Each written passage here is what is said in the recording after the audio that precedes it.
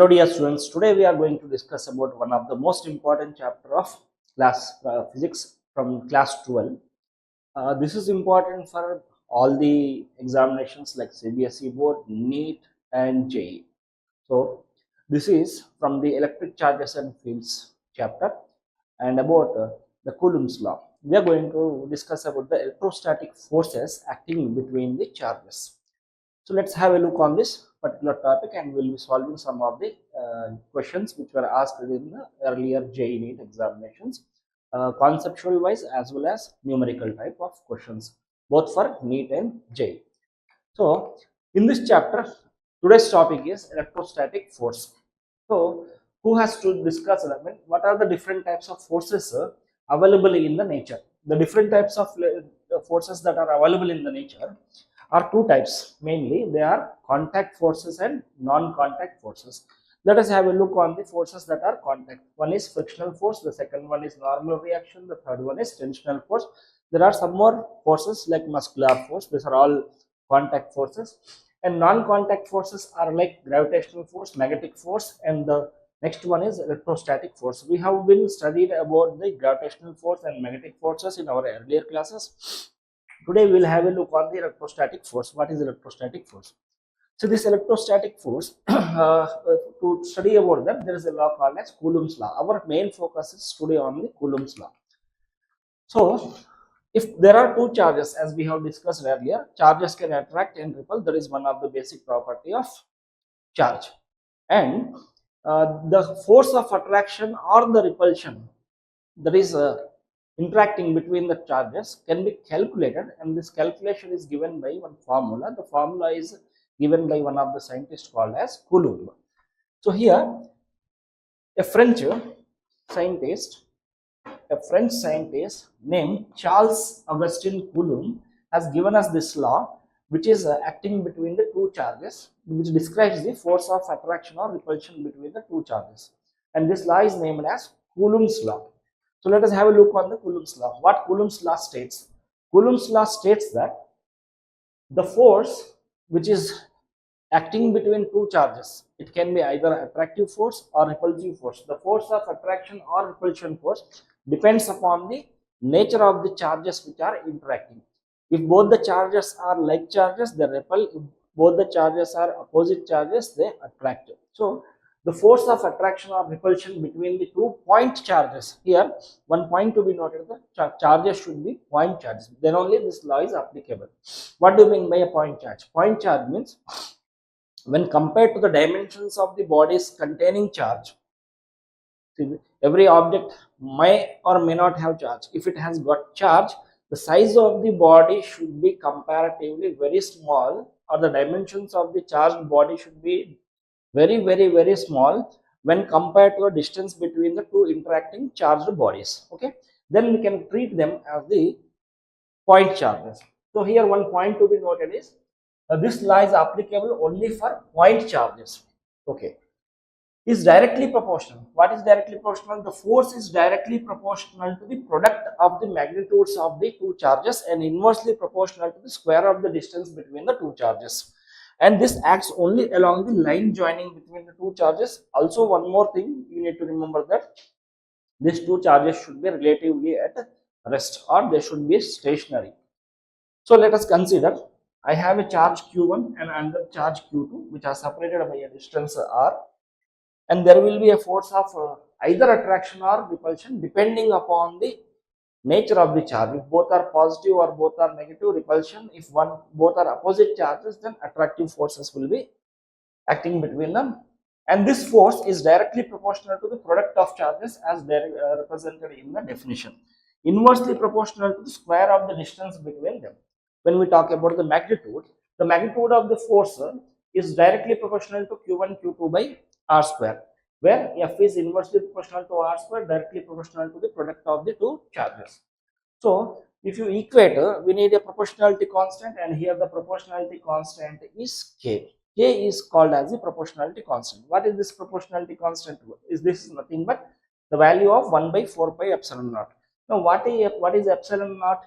Epsilon naught is the permittivity of the free space, vacuum or free space. It can be some medium also. There can exist some medium also between the two charges. Right now, assuming that the two charges are separated by vacuum, in that case, the permittivity of that vacuum is represented by epsilon naught. What does it do? It is the ability of the medium to oppose or to resist the electric field lines to interact between the two charges or to pass through that medium. So it is inversely proportional. F is inversely proportional to the epsilon naught. More the permittivity, less the force. More the permittivity, less the force. Least permittivity value is for vacuum, means maximum force will act between the two charges when two charges are placed in the vacuum.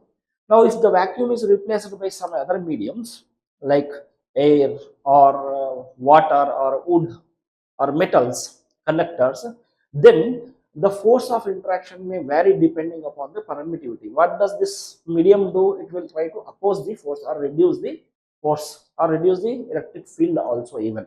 Let us have a look on this. Force, the magnitude of the force given by the Coulomb's law is 1 by 4 pi epsilon naught q1 q2 by r square. We need to remember this formula. It is an important formula to find out the magnitude of the force. Okay. So here epsilon naught, as I have discussed, what is it? It is the permittivity of actually free space, but permittivity of air is also nearly same. So we are considering it as the permittivity of the air or free space. Okay. Next, here epsilon naught from the formula, if I derive, it comes into this way. That is epsilon naught 4 pi. Epsilon naught taken this side, F is taken over here. Then what is the unit of permittivity is, here Q and Q got the unit coulombs. So Coulomb square, R got the unit meter. So meter square, Coulomb square per meter square, which is Newton meter square, because force is also there in the denominator. So Coulomb square by Newton meter square. It can sometimes be represented as farad per meter also. You can remember even this formula, this unit, that is farad per meter. Okay. What is the value of epsilon naught? Only value, if I consider, the value of epsilon naught is 8.85, actually 418, so on. It continues into 10 to power of minus 12 Coulomb square per Newton meter square. So if I substitute the value of epsilon naught here, value of pi here, then the total value of 1 by 4 pi epsilon naught is approximately found to be 9 into 10 to power of 9, where the unit is Newton meter square per Coulomb square. Hope you have understood. Only the value. What I'm asking you is, I'm asking you to find out only the value of 1 by 4 pi epsilon naught. Substitute the value of 4. 4 is the number. Pi value 3.14 and epsilon naught value, substitute and you calculate, you get this value. Now this is a constant value. What instead of putting every time 1 by 4 pi epsilon naught, we can use the symbol k also over here, which is the proportionality constant, and the value of k here is nothing but this one, 9 into 10 to the power of 9 Newton meter square per Coulomb square. Okay, let's go ahead. So the force requires the magnitude as well as direction. What is force? Force is a vector quantity, we know. So can we represent this force in a vector form? Yes, we can represent the force in vector form also. The vector form of Coulomb law of force is given by in this manner. Let us assume we have a charge q1 and q2. Let us assume both are like charges. Assuming that both of them to be positive charges, then what is the force upon the charge q1 due to charge q2? The force upon charge q1 due to, so I am representing it as force on 1 due to second, that is this charge.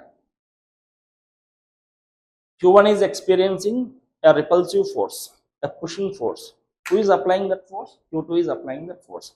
So force on q1, who is applying? q2. Force on 1 due to 2. Force on 1 due to 2 in vector form can be given by 1 by 4 pi epsilon naught q1 q2 by r cube is representing the magnitude, not exactly this one. So here direction is represented by r12 in this direction, because both are positive. When both are positive, q1 experiences force in this direction, that is in the direction of r12. The direction is represented here along with the vector r1. So if I continue with this, I can write this one as 1 by 4 pi epsilon naught, 1 by 4 pi epsilon naught, and q1 q2 divided by r square into r cube I am representing like this. Now what is vector r? This can be represented as the magnitude of the vector r12, r12, r12, and direction that is r12 cap. So what can I cancel? If I cancel these two, I can even write this as 1 by 4 pi epsilon naught q1 q2 divided by r12 square r12 cap. R12 cap is representing the direction is in this direction. Similarly, the force on the second charge due to first charge can also be represented in this manner. This is the force on the second charge due to first charge, because as this is positive, this positive will also push the other positive in that direction. So this is the force in what direction? In the right side direction as per the arrangement right now here, and that direction is represented from this vector, and that I can represent over here. Okay, that is the vector form of Coulomb's law. So that we'll use later on. Every time it is not necessary, because when in calculation, first what we do is directions can be decided by looking at the type of the charge, and we can use the formula to find out the magnitude of the force. Next, here both the forces are equal and opposite in direction. Let us have some look on the some important conceptual questions, then we'll move towards the numerical type of questions. First question, Coulomb force is true only for dash charges. Let us have a look on the options. The options are moving charges. Can I fill moving charges? No, it is not applicable. Coulomb's law is applicable only for the charges which are at rest, that means static. So the only option here I can find is option B. Option B is the right answer. Next question, the condition that should satisfy for the Coulomb's law. What are the conditions that should satisfy so that we can apply or we can use the Coulomb's law? We have the options over here. It is only true for the static charges. Yes, it is only true for the static charges. First point is true. It acts along the line joining the two charges considered to be point charges. Yes, 100%. Both the points are true. It is true for moving charges. No, it is not true for the moving charges. Let's see the last option. The last option says both A and B are true. Then I can go for the last option is the right answer. These are the questions which will brush up our conceptual knowledge on the topic that we have discussed. Now, when air is replaced by a dielectric medium of a constant, air, or in the place of air we can consider even vacuum. Okay, vacuum, assume that there are two charges separated by vacuum or air. If that is air is removed and we are placing a material or a medium whose dielectric constant value is K. What is dielectric constant? Now dielectric constant is nothing but relative permittivity. What is relative permittivity? See, as you know, every medium has got its permittivity. Vacuum has got the lowest permittivity. Air has got the permittivity slightly greater than vacuum, but nearly equal to vacuum. Okay. Now, when I talk about the permittivity of other mediums, they are higher. For conductors, the permittivity is very high, very high, that you can even say infinity. Let us see. So when I talk about relative permittivity, here relative permittivity can be represented by epsilon r, which says permittivity of the medium divided by permittivity of the vacuum. If any medium you have, the medium's permittivity is represented by epsilon m, the permittivity of vacuum is represented by epsilon naught. Here it is the comparison. What does relative permittivity say? It is the ratio of the permittivity of the medium with respect to the permittivity of the vacuum. It tells you how many times larger is the permittivity of the medium. Okay, if I say the relative permittivity of a particular medium is 20, then the permittivity of that medium is 20 times larger. See, permittivity of the medium is 20 times larger than that of the permittivity of the vacuum. So the relative permittivity value decides you how many times larger is the permittivity of a particular medium when compared to permittivity of the vacuum. Okay. Now what we can do is, Continue with the question. What is the question? If the air is replaced by a dielectric medium with a constant K, dielectric constant K, the maximum force of attraction between the two charges separated by the distance, the particular distance, what happens? You have some options. I'll explain the question also. Assume that I have two charges, Q1 and Q2. Initially, they are separated by vacuum as the medium between them. Okay. What is the medium between them? Vacuum is the medium, or air is the medium. Suppose the force of attraction or repulsion between them is represented by F0. If the force of attraction or repulsion between them is represented by F0, which is nothing but 1 by 4 pi epsilon naught Q1 Q2 divided by R square, magnitude I am talking about. If this medium is replaced with some other material whose permittivity is K times larger, the electric constant in the sense K times larger. Okay, so what is the permittivity of that medium then? The permittivity of this medium, that is the relative permittivity, that is the value of K, that is epsilon R, all are same. Epsilon R, the dielectric constant K value, both are same. So it means this value is equals to what? K. If it is K, what is the permittivity of the medium? Permittivity medium is K into epsilon naught. So force in that medium is equals to 1 by 4 pi epsilon medium. Here no changes are done with the separation. Separation is the same. Charges are the same. So Q1 Q2 divided by R square. Then force Fm equals to 1 by 4 pi epsilon medium. In the place of epsilon medium, what can I substitute? Epsilon medium is equals to K into epsilon naught. So if I substitute that, K into epsilon naught into Q1 Q2 by R square, then Fm can be written as, see, leaving K, remaining all looks like F0. So it is F0 by K. So what is the answer? The force is reduced by K value. The force is reduced by K value when compared to earlier force. So from the option, decreases K times. The correct answer is decreases K times. Let us have a look on the next question. Here, a charge Q. What? A charge. This is a question which was asked in the NEET. Earlier question was also a NEET PYQ question, which is based on the dielectric constant or relative permittivity of a medium, which is affecting the force between the two charges. Now, present question is also a PYQ of NEET. Let us have a look on the question.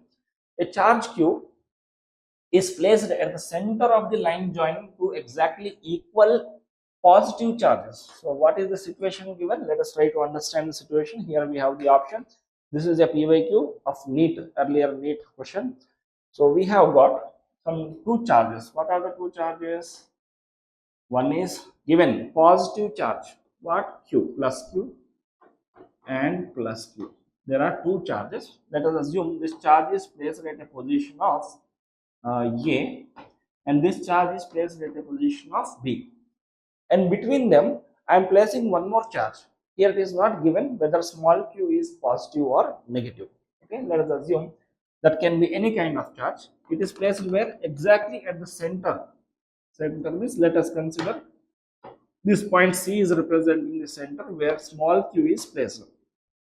Now what it says, the system of three charges will be in equilibrium.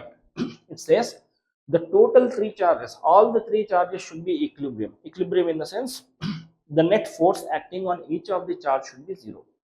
Means they should not move anywhere. They should not have a translatory motion or rotatory motion. The total system, the charges placed at the points A, C and B should remain at the same places when, if the value of charge q is some particular value. So they are asking us to find out the value of the charge q. So let us try to understand this. Assume that we are talking about charge plus q here. We do not know what is the nature of the charge q here. If this charge is at equilibrium, every charge is at equilibrium. If this charge is equilibrium, then force, net force upon B will be zero. Okay, And here this is possible only, see, when q is positive, when this charge placed at a point A is positive, applies the force on the plus q where towards the right. Why? Because a repulsive force is acting on it. What is the repulsive force? Let me represent the force upon B applied by A. Force upon B applied by A. Who is applying that? A is applying on the charge placed at B towards right side. To balance it, this q has to apply an attractive force. It means the q should be negative. Theoretically, we have assumed that q should be negative. Now, this force should be in this direction, right? That is, force upon B due to C is in the opposite direction of that. Now, can I write like this? The magnitudes of both the forces should be equal and direction should be opposite. F on B due to C is equals to negative of F on B due to A. Let us now apply the Coulomb's law over here. What is the force between these two charges? Can be represented here. Negative of, how can I represent? 1 by 4 pi epsilon naught into capital Q, two charges, divided by what is the distance between them, assuming as it is at the center. So let me say this is x distance, this is x distance, half distance, total is 2x distance, and a small q is at a center of the line joining between the two charges. So then total distance is 2x square, r square, that is 4x square. Okay, this is the force of this. Now, what about the force applied on B due to C? The force applied on B due to C, Q is, that is the charge at C, is 1 by 4 pi epsilon naught into this charge, that is product of two charges by distance between them, x square, that I am going to substitute over here. So 1 by 4 pi epsilon naught small q capital Q by x square. So what all will cancel? 1 by 4 pi epsilon naught, 1 by 4 pi epsilon naught got cancelled. One of the q over here, one of the q over here got cancelled. This x square and this x square got cancelled. Now q is nothing but, this q is nothing but negative of this negative of capital Q divided by 4. So the answer from the given options is, the first option is the correct answer. Let us have one more question, that is from the JEE Mains PYQ. This question is talking about the two particles A and B having the charges 20 microcoulomb and minus 5 microcoulomb. One is positive, the other one is negative respectively, are held fixed with the separation of 5 centimeter. The separation between the two charges is 5 centimeter. At what positions a third charge particle should be placed so that it does not experience a net electric force? Okay. So here it is given that there are two particles. One is particle A, the second one is particle B. The charge on particle is positive 20 microcoulomb, the charge on the B is minus 5 microcoulomb. The separation between them is 5 centimeter. Now I should place a third charge somewhere between at any position such that the third charge should not experience any kind of force. So here logically applying, we need to have two opposite forces and equal in magnitude. If I place the third charge here, this particle A will apply a repulsive force towards the right side, right? And this particle B will apply a force, attractive force towards the right side. So net force cannot be zero. When can a net force be zero? Net force can be zero when I place somewhere here. So the force applied by the negative charge is this side, and the force applied by the positive side charge is on the other side. And magnitude wise, these two forces should be equal. So generally, you need to remember whenever this kind of questions are asked, we have a short formula that we use. Point number one is, if both are unlike charges, the third charge, whatever might be the nature of the charge, whether positive or negative, not a matter, that should be placed where? Outside the line joining the two charges, means somewhere this side or this side. But which is more appropriate is towards the smaller charge. These are some points to be remembered. Towards the smaller charge means it can be placed somewhere here. So what should be the distance? Let this distance be x, at a distance of x, right? and I'm considering this 5 centimeter distance between A and B as D, right? Now we have a formula, short formula to find out the value of x. What is the short formula is, we have options also. Let us have a look on the options. So generally the formula is x equals to D divided by root of q large by q small minus 1. Simply substitute the values here. X equals to, what is D? 5 centimeter, right? Divided by, what is q large? It is 20 microcoulomb divided by 5 microcoulomb. Microcoulomb will get cancelled as they are in the ratio. So minus 1. So I have 5 centimeter divided by under root of 20 by 5. Under root of 20 by 5 is on cancellation. This is what? This is 4. Under root of 4 is 2. 2 minus 1 is 1. So it is 5 centimeter divided by meter. So answer is what? Answer is 5 centimeter. If answer is 5 centimeter, out of option A or B, but where should the charge be? The charge should be right side of minus 5 coulomb. So the correct answer for this question is option B. So what if both are like charges? Here the case is opposite charges. If both are like charges, simply replace the value as plus and place the charge where? Between the two charges and closer to the smaller charge, somewhere here. X value can be calculated. That's it for today, and have a practicing these questions on this particular topic. Thank you.